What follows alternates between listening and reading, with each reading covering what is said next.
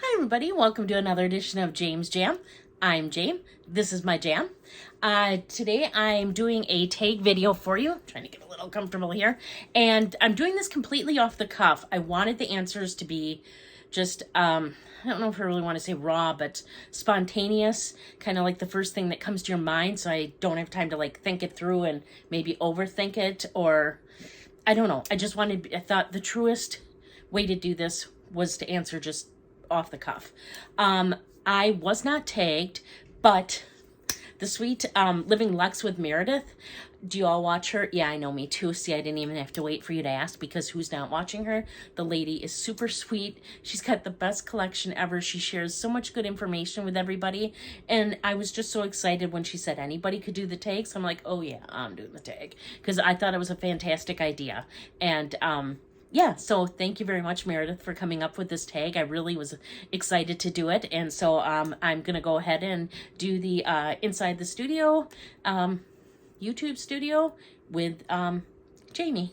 And so I'm going to be looking down. I apologize for that. I'm going to look down just to get the name of the questions, or get the questions. So I'm going to start right off because I know these can get long.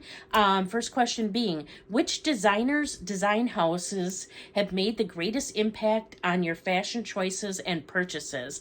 Wow, that is a really tough question to ask. I would have to say that I'd look at it from two different directions. One would be contemporary. Contemporary, it's been Coach. Coach has, when you're younger and you decide you like handbags, I think we're a special breed.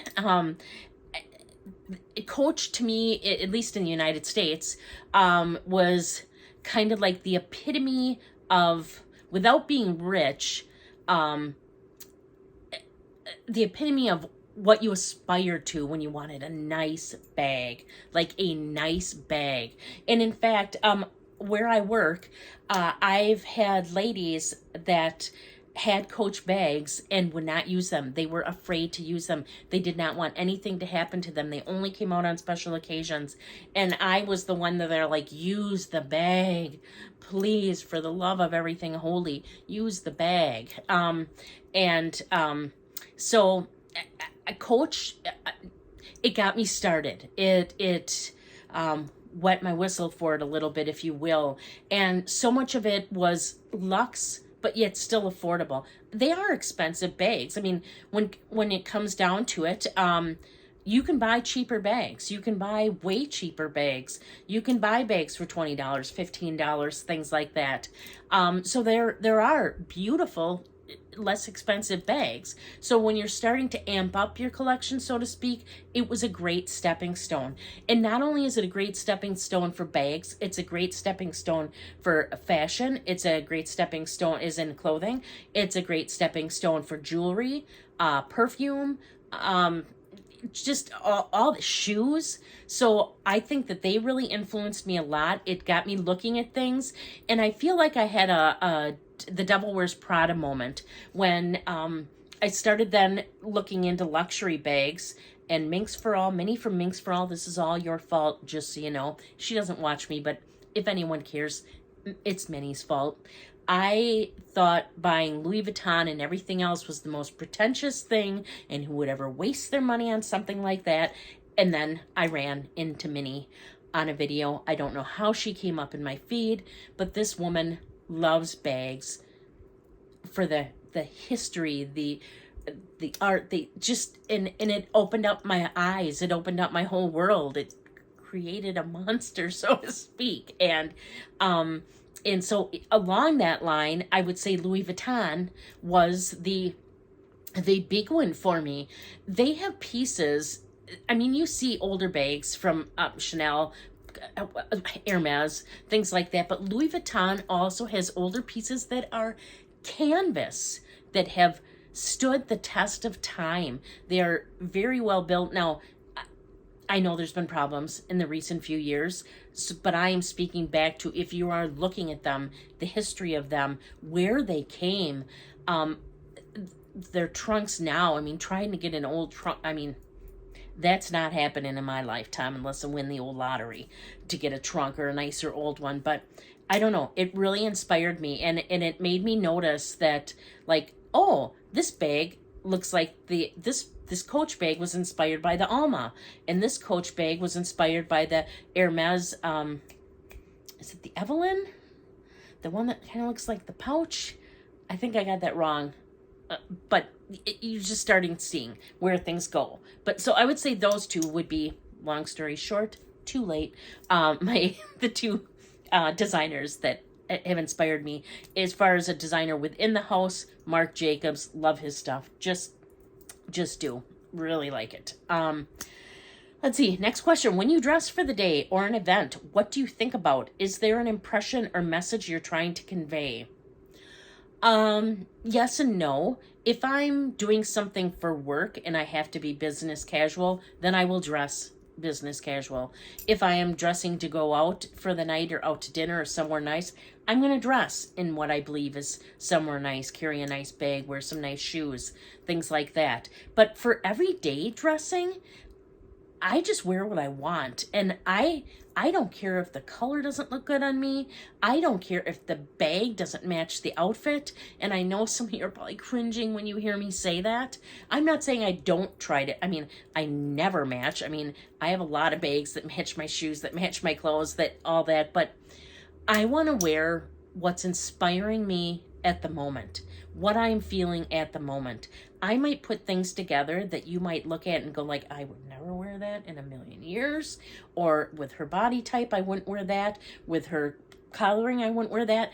That doesn't move me. How my body and colors match with what I'm wearing is just, it's not a big thing for me. It's more about how I feel, what moves me, what motivates me. How am I going to feel in this outfit?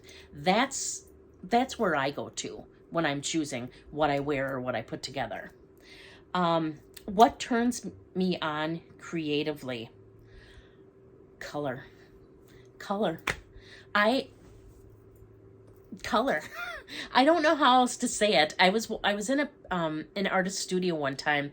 I walked in and the artist was there and she was working on a painting, and I was going through and I was just looking at stuff and I was kind of touching it or hand, whatever ones I could. I mean, I'm not going to go fingering a painting and stuff. I know better than that, but just like pointing out stuff, and she stopped what she was doing and she said, "You really like color." And I'm like, is she talking to me? And she's like, yeah, you really like color.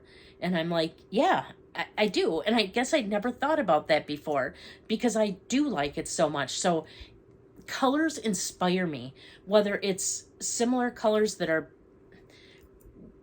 bringing out a feeling in me, whether it's just getting to see a whole bunch at once, whether it's seeing colors mixed in a way that I wouldn't have thought would work and they do. Like, oh my gosh, set me up in front of a box of crayons and I am telling you, I want to create. Put me in a fabric store and I want to make stuff. I started sewing and I quilt now. I've dabbled in a couple little things with clothing, not a lot, but I'm so inspired when I walk into those stores because there is so much color. And I'm talking about craft stores, fabric stores, quilt stores, markers. Put me in Hobby Lobby. If I see markers, I wanna draw. If I see colored pencils, I wanna draw. If I see regular pencils with different grades, of points and things, it inspires me. So yeah, color. Today we took a drive. It's beautiful in Wisconsin. The colors are starting to pop. And I came home and all I wanted to do was make videos now.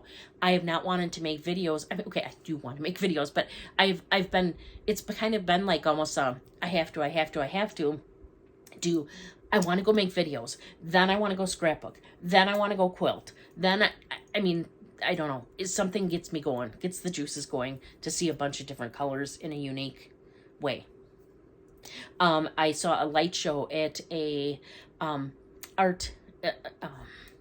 It's kind of like it's called the Paint Art Center here in what is it, mid Wisconsin or middle Wisconsin, and whatever. Took a trip, got to the art center, and they had this big light display and phenomenal. Let's see. What turns me off? Is that turns me off creatively or turns me off just in general? I would say judgment. That turns me off creatively and just in general. Just be. People, just be. People should be able to just be. There shouldn't be anything else about it. I'm overweight. Who cares? I mean, like, how can that possibly matter to anybody but me? Gay, straight, bi, just anything. I try not to judge. Let him without sin cast the first stone. I do not like judgment. I do not like judgment. That would be my thing. How do you celebrate big events or achievements in your life? I would say just sharing it with family and friends. If I got a promotion, I want to explain to people that I care about that I did, share it with them. I'm not a big outright sharer. I am very much the person that I don't toot my own horn. I kind of sit in the background. If I'm awarded something, I don't make it a big issue. Now, do I want to be the best at everything? Yeah, I do. I have a very big competitive streak, but people don't even know I'm competing at some points. I just always want to make sure everything I do the best that I can. But I would say just by sharing it with family and friends, that's always been the big thing. Whether it's a night out, whether it's a special thing to celebrate it. I'm big with objects and achievements. For example, if I go on a particularly hard hike or something like that, and I see something and I get to the end, I'll take a stone off the ground, a unique one that speaks to me at the time, and carry it with me. And I'll always know what that was from. And I will always remember the feeling I had when I got to that goal by touching that stone. Stone. But it means something to me. I have a number of them. I know what they're all for. I know what they're all from. And yeah. Let's see. Who or what inspires you in your everyday life? Everybody. Everybody. I think there's something to love about everybody. I think there's something to find unique about everybody. I like getting different perspectives. I like seeing different things. I like the way people put things together. I like paying attention to the way somebody says something. I like paying attention to the verbs they use. Candy Sweet Love for LV, she made a video recently and talked about her mispronunciations. Those don't bother me in the least because I like how she puts the words together to express what she's trying to say. I try to find inspiration in everybody and everything because I think everybody's worth it. And I think that taking the time to find that out about somebody or notice about somebody walking down the street. Maybe I like the way they walk. Maybe I like the bag they're carrying. Maybe I like the way they put the clothes together. I try to make sure that every day I compliment somebody on something, somebody I don't know on something. That is huge to me. I've been doing it for as long as I can remember, and it's just a big thing to me. I think we're incredible gifts. I think being alive is incredible. And I think that taking the time to notice those little things about everybody is just extremely important. So I would say everybody. What traits or attributes attract you to other people? Honesty. Tell me like it is. Give it to me straight. Don't sugarcoat it. Don't PC it. Straightforward honesty, I absolutely adore. And humor. Oh my gosh, I love to laugh. Tell me something funny. And it's pretty easy to amuse me because I seem to think almost everything's funny.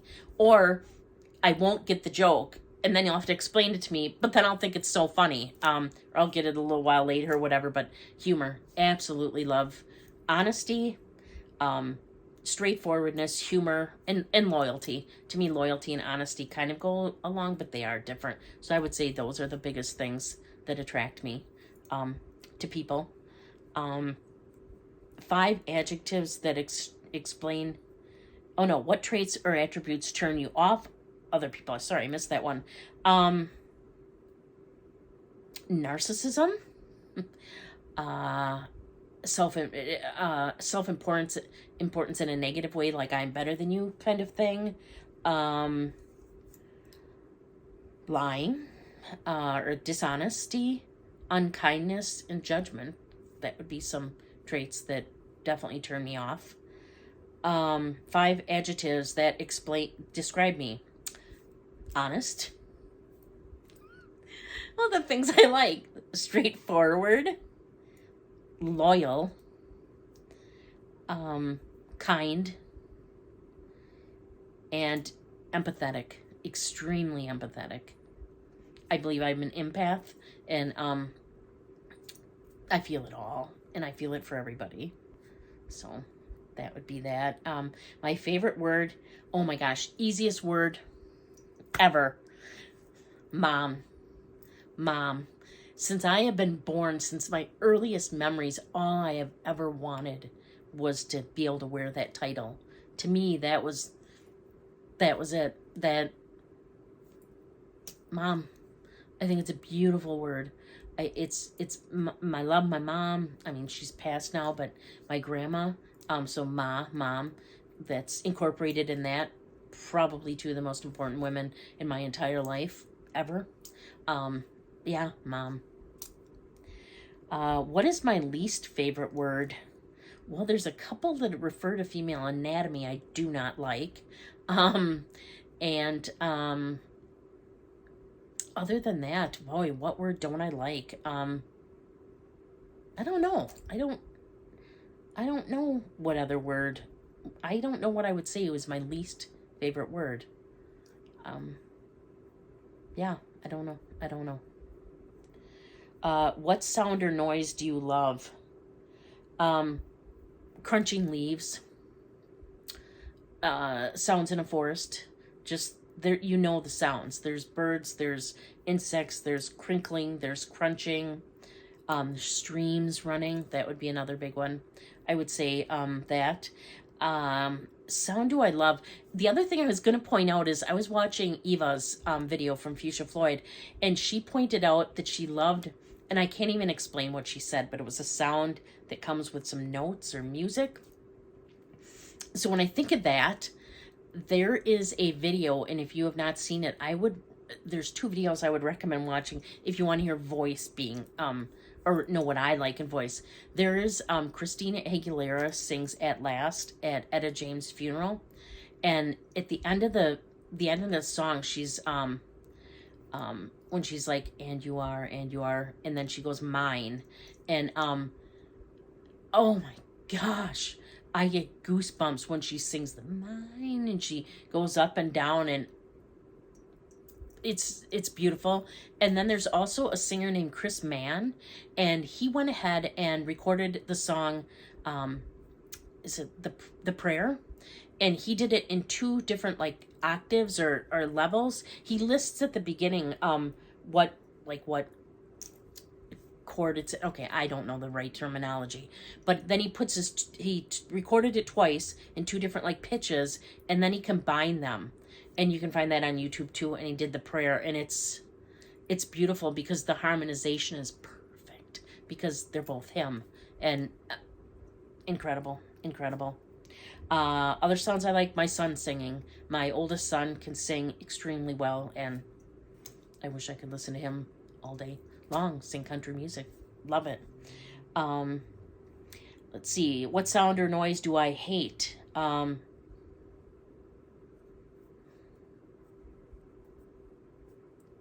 don't really hate. I try not to hate. I guess it would be words of discouragement to other people. Words, I guess, is all there isn't a word itself that I don't like.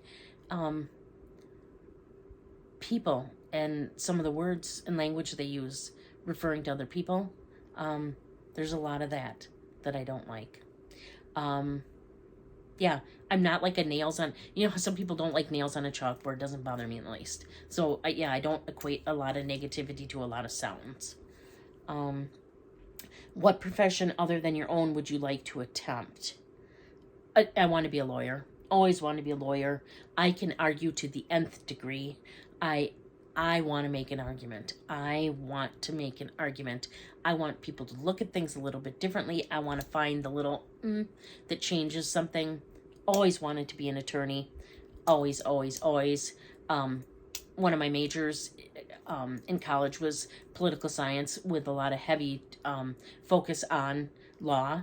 And yes, I love the law. I should have been an attorney. An attorney, hands down. What profession would you not like to attempt? Undertaker? One of my son's first girlfriends is one. She works in a funeral home, and I think I don't know what she does there. Either way, I don't want that. No, that I don't want to do that. Let's see. What has been one of the formative challenges you've overcome? That's a good question.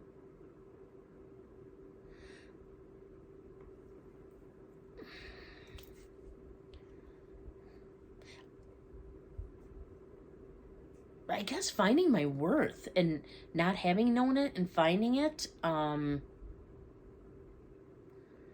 Yeah, I think I spent a lot of years on that and have really come around and really realized how special and how perfect we are just as we are at the time.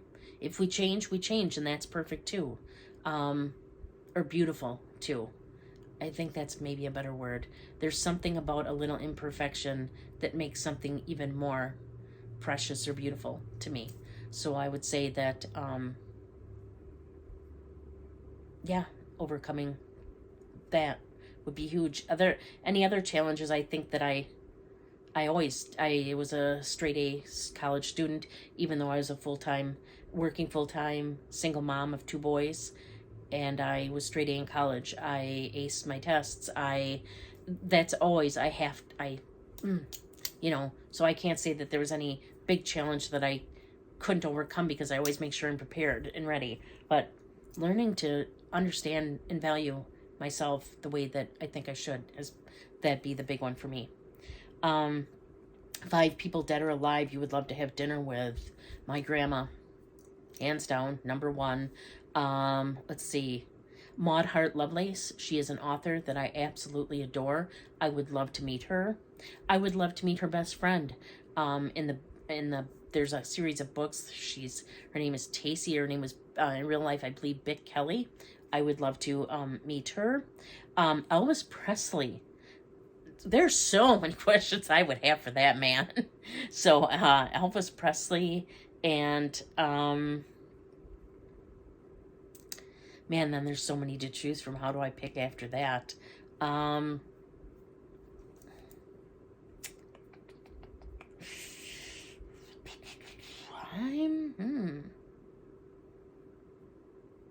Marilyn Monroe. A lot of questions for her too. So, yeah, I think those would be the ones, at least right now. 2 celebrity hall passes. Oh boy. Ewan McGregor. Yeah, there's just something about him. After I saw him singing in Moulin Rouge, yeah, there's just something. And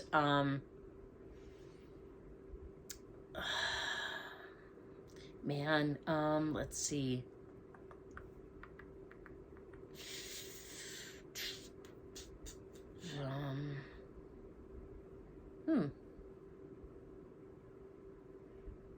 Probably Chris Helmsworth. No, Chris Pratt. Definitely Chris Pratt. They're both funny. Chris Helmsworth or Chris Pratt. I guess I could take them either way, but Chris Pratt just edges out Chris Helmsworth by a hair. Chris Pratt. I think he's funny. He's beautiful to look at. Heavy or not. Let's see. 3 celebrities you would love to drink at the pub with. Oh my gosh. Somebody funny. Chevy Chase. Um,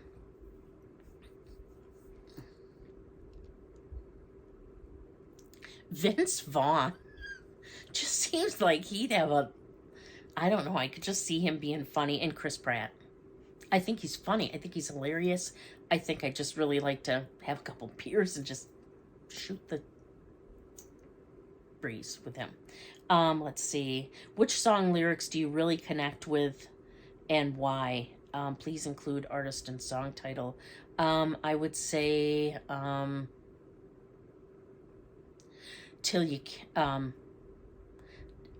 Can't by, oh, I can't think of his name right now. I will put it down in the description box below. But the words are so good. It like, take the phone call from your mama, because you never know. You know, it's like life is short. Take the time to do the things that matter until you can't anymore, and then your opportunity's gone. That song probably got to me, especially because it says, take the phone call from your mama, because you never know when you won't be able to again someday. And she passed away 12 years ago already. And there are a lot of times when I didn't take a call. She called every day. But and now what I wouldn't give for another phone call. So I would say that song. You're spending the next 12 months on a desert island and can only take one book, one movie, one TV series, one album. Book would be Betsy Was a Junior by Maud Hart Lovelace. I love the Maud Hart Lovelace's books. I think that's my favorite. One movie. That would be a tough one. I absolutely adore The Wizard of Oz and Fried Green Tomatoes and Jurassic World, is it? The first one with Chris Pratt in it. Which one could I watch over and over? I'm gonna do Jurassic World. I know, that seems weird. Or maybe a Fast and the Furious. Oh yeah, Fast and the Furious. I'd say the first Fast and the Furious. I just changed my mind. That would be it. TV series, Dukes of Hazzard, bar none. That Laverne and Shirley comes a close second, but it would be the Dukes of Hazzard. One album. Billy Joel's Glass Houses. I really like that album. What are you taking? Oh, okay, that's it. The song you play when you need to get out of your own head. I Love You Like I Love Country Music. That song just, you can tell I like country music.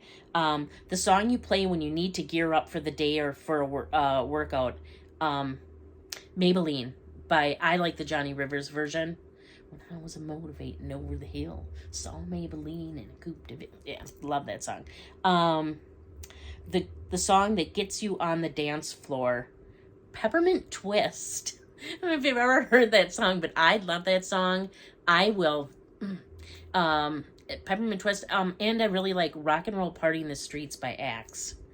The song that you love to sing at the top of your lungs in the car. Shallow. The version with Trisha Yearwood and Garth Brooks. Oh man, I can belt that baby. Doesn't sound good, but I can just belt it. I love that. Let's see.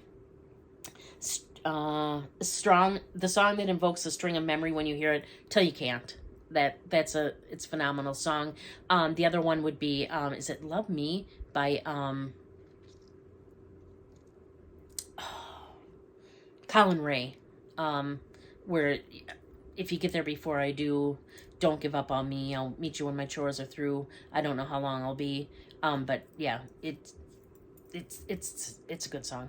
If heaven exists, what would you like to hear God say when you arrive at the pearly gates? Don't worry, they'll be here shortly.